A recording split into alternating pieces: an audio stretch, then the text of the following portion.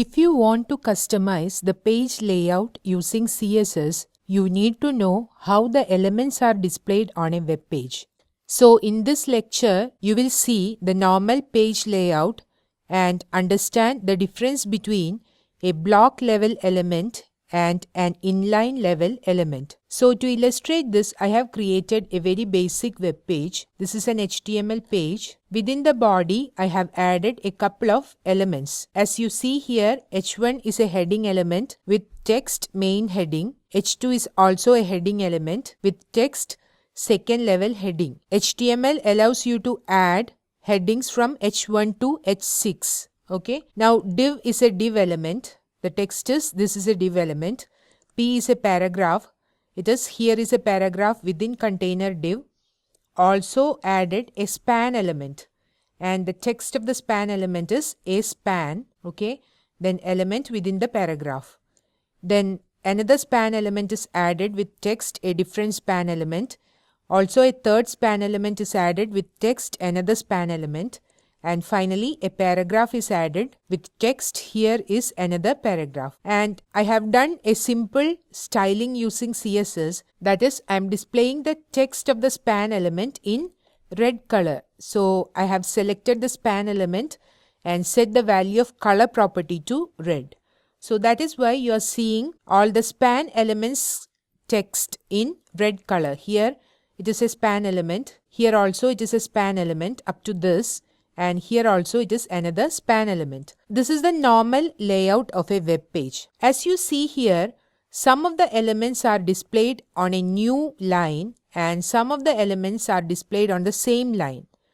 So here H1, H2, then div, paragraph and also another paragraph. These elements are displayed in new lines, right? So these are actually block level elements. So what is a block level element? A block level element occupies any available width regardless of its content. So even if the content is only up to this, it is occupying the whole width and always displayed on the new line. So here H1 is displayed on a new line, H2, div, paragraph, and here also the paragraph is displayed on a new line. So if you want to see that the paragraph occupies the available width, let me add some styling. Let me add a P element and specify background to be green. Now let's see. Let me refresh. See, it is occupying the whole width. The whole width is occupied by block elements. Even these elements are occupying this whole width. We have selected only a paragraph here.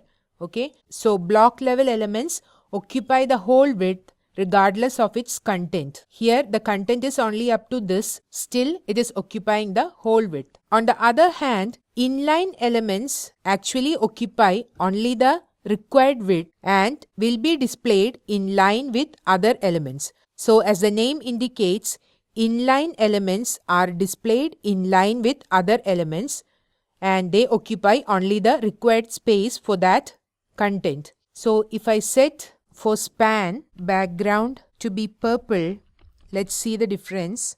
Refresh. See, this is a span, this is a span, and this is also another span.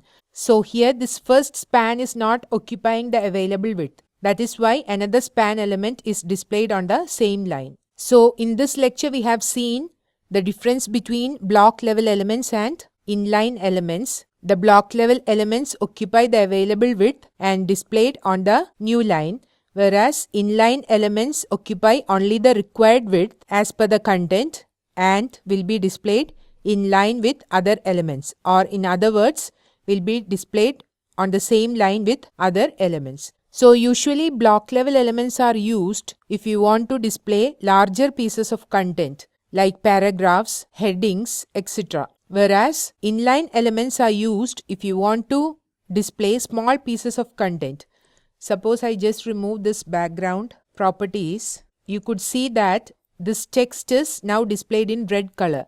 So if you want to emphasize some text, that is small piece of text in a different color or in bold, you can use a span element which is an inline element. Now, how an element is displayed on a web page is actually decided by the display property. So by default, each element has a display property. For headings and paragraphs, the display properties value is block, whereas for span elements, the value of display property is inline. But we can actually change those default values to display these elements as we want. So in the next lecture, we are going to see the different possible values of display property and how we can use the display property to customize the page layout. We will see it in the next lecture.